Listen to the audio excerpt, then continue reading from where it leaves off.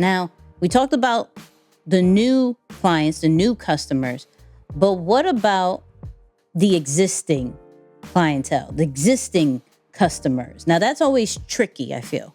I feel like you don't want to ruin that, business relationship. Is it more of like they'll understand? Is it grandfathered? Are we putting a couple of extra dollars, couple extra hundreds? How are we going about this? So we got Chris Doe and a friend talking about how to approach existing customers. So let's look into that. So raising your prices on existing customers is just a hard sell, because the client is used to getting what they're getting for that price. And when you start saying, well, my prices went up because they don't, all they hear is, what's the deal? I'm used to this. I want what I want. And every time a new client comes in, you must raise your prices. Must raise your prices, because every time you raise your price, you're going to have, I think, a value conversation. Position yourself as an expert, not as a service provider. What's the biggest driver in price? There's two things drive price. What is it? So when there's a lot of supply and little demand, the price is going to go down. So this is not even about magic or deception. It's just really about controlling supply and demand. So I love that clip because, one, understanding that supply and demand situation. And sometimes 9 out of 10 times we're in markets that has high supply. High. Like there's all these other physical trainers. There's all these other consultants. There's all these other cameras. There's all the so there has to be a unique way about you that stands out, that creates the demand, right? You have to truly do something that is super unique compared to everybody else in order to be like, yo, I'm raising my prices because of this. Now, when you go more into, hey, I'm raising my prices because I got new staff, or I got a new building, or I got extra equipment and things like that, I promise you, the client doesn't care. Though they may understand it, they do not care, because it doesn't. Problem to me. Right.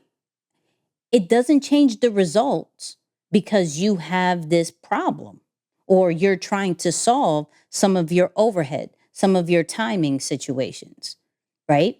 So now we have to think about it also of, okay, but what do we do?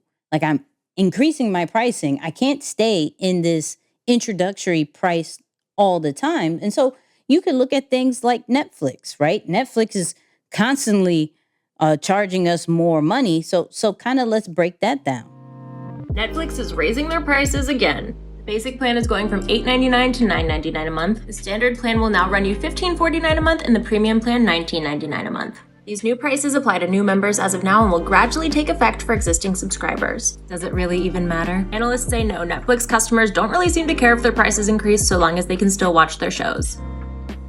And that goes with the demand. Like, we're going to continue to pay the extra $1, $2, but Netflix is smart. I'm not going to charge you 5, 10, 15, 18, 20, 50 more dollars just because they believe the demand is high. They're going to gradually add it up. What was it when it was Warren Buffett talking about Coca-Cola, right? Yeah. The reason that he got super rich off of it because he added a cent or something, right? Like, crazy. And you don't feel it. With existing clients, you don't want to mess up the experience. You don't want them to feel the price change. You don't want them to feel the experience being a little bit different, right? So for me, I'm always thinking about what more do I add to it to justify the price increase, or how can I just make it a little bit more that it doesn't necessarily make them think, hold on, let me get back to you on that, right? Like, and once again, it's more on if you have a good product, service, content, whatever your thing is, it's not a matter of, because with Netflix, it has great content. It's not a matter of the price. It is a matter of how comfortable you make the customer feel. And that it's not just for you, it's with them in best in mind as well. So are with this increase of price, is my results being increased? Whether from a results of motivation, whether it's a result of revenue, whether it's a result of education, whether it's a result of relief and less anxiety, status, is my results increasing with the increase of your prices? If not, what we talking about? What we doing? I'm confused.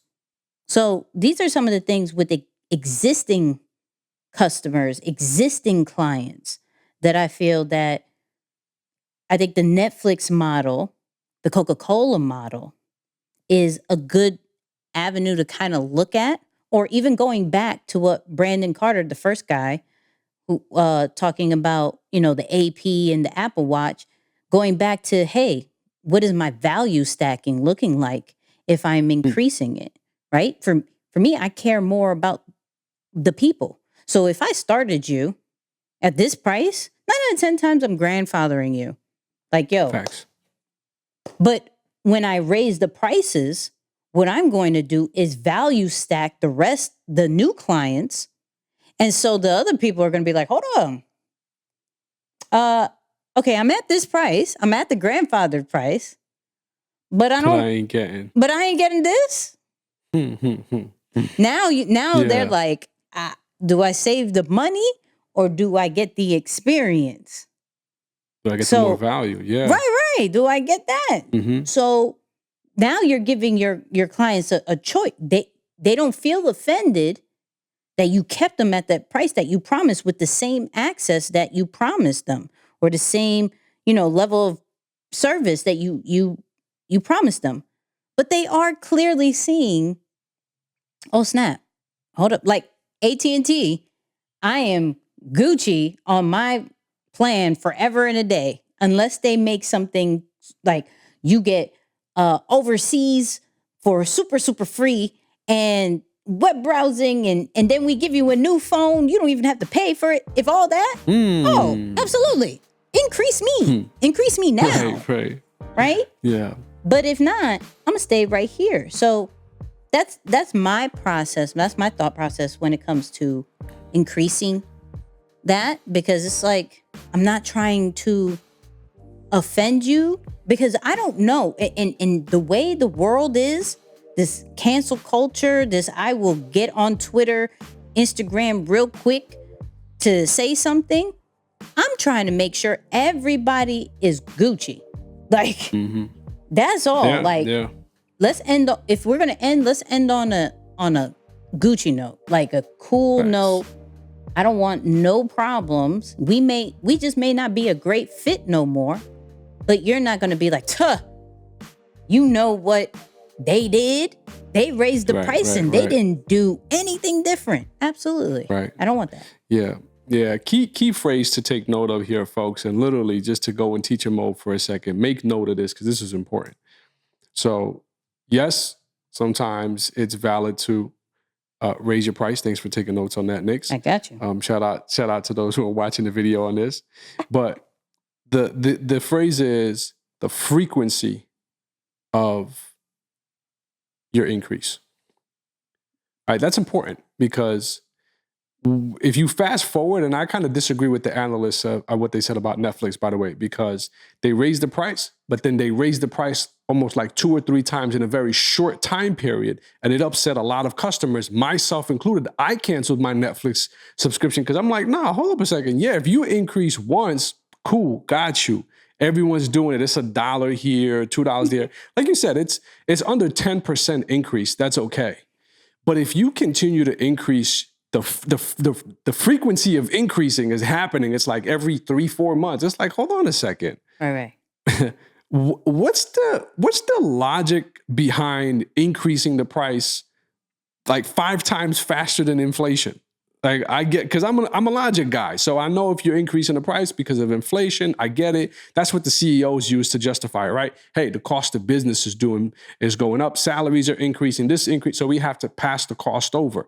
But if you're increasing far beyond that frequency, that makes me look at you like an unethical business person. All right. So I don't rock with that. So for me, I'm always like, no.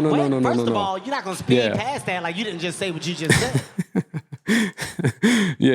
No. For me, it's like, and I'll be honest with you, like if you can just be ethical in how you do business, you don't have to worry about overpricing, underpricing. Me personally, I've never had that problem. I think I told you the example of someone who we were in conversation on, and this is a real life story. I kid you not. In conversation about entering a partnership, and this is a multi-million-dollar business, and this person came to me and said, hey, listen, I thought about what you said. I want to take you up on a partnership offer. And I want to go 60-40 in your favor. Listen to this, 60-40 in your favor. I'm like, oh, shoot, yeah, that's sweet. Great. Like 60, Where do I sign? 60, Let's talk about it. 60%. Yeah, I turned it down. I turned it down. First of all, you're not going to speed past that like you didn't just say what you just said. You know it's serious when you get Kevin Hart twice in less than a minute. Yeah, I turned it down. It's not ethical. It's like, yo, that's your business. You built this. You are an active operator of this business. I'm giving you my expertise to help better operate and scale. I'm not going to take, like, that's like me stealing from you. And I'm not putting no money down. Like, I'm not investing. I'm just coming with my talent. Like, yo, what's up? Let's build. And you're going to give me 60? I said, absolutely not. I'm not doing that. He was, until this day, our partnership is still intact. And there's never been a question about money, never. I'm ethical.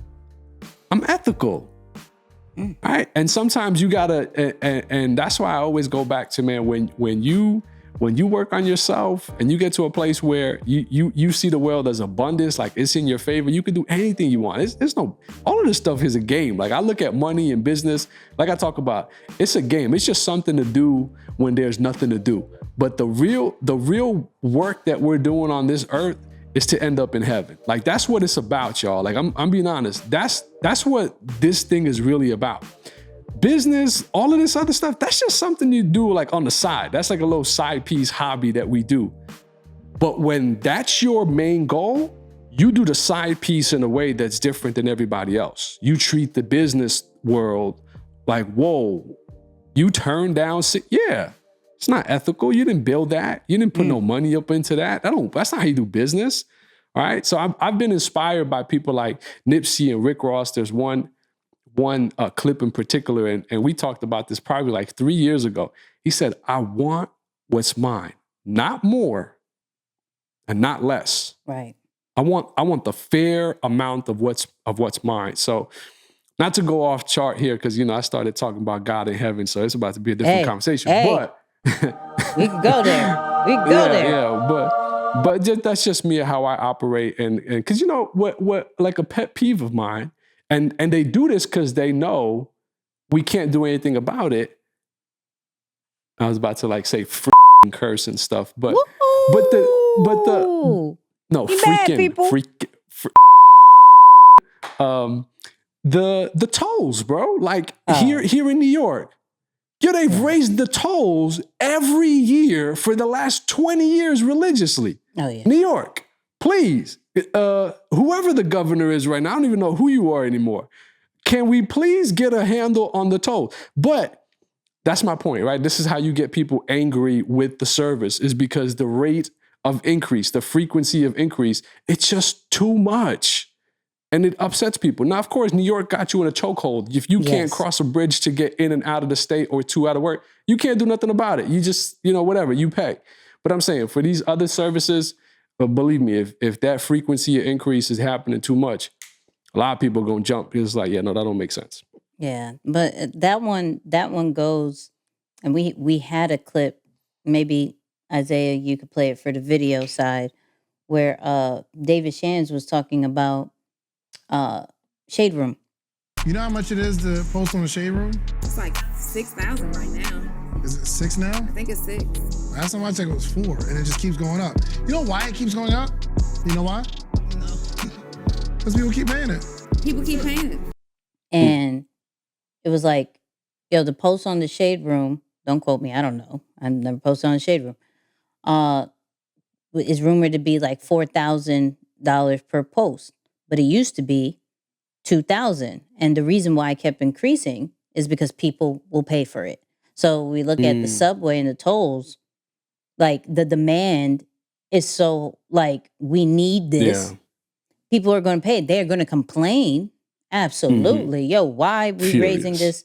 Blah, blah, blah. But they're going to pay it because they need, when you are in need, you can demand whatever price and increase it at any rate that you want to. You will create some disgruntled people, but you're in need and they're going to pay for it. There's people who need the Shade Room and blogs like that because it gives them extra exposure than doing it by themselves or even doing it through ads. So if you are doing a crazy increase, or the frequency of your pricing is, the increase of your pricing is crazy, then you have to look at it like, am I in need? If I'm in need, let's get to it. If I'm not, let's do this in a strategic way so I can make sure my cash flow is on point. Yeah. I'm not trying to mess up my cash flow, but That's well said. I'm just saying. So, raise your prices, people. But we gave like 2-3 different types of blueprints. You pick how you do that. And actually comment, whether tweet us, hit us up on Instagram, Facebook, TikTok, however you want to go about it. Or if you're watching this on YouTube, hit us up in the comments. What is your way of increasing prices? And maybe what was a bad experience that you had from a consumer standpoint of when somebody increased? Because we can learn from when we are consumers, not necessarily when we are the providers or the brands or the businesses. We learn from other people's mistakes when we are consumers. So let us know maybe a bad experience of when somebody increased their prices on you.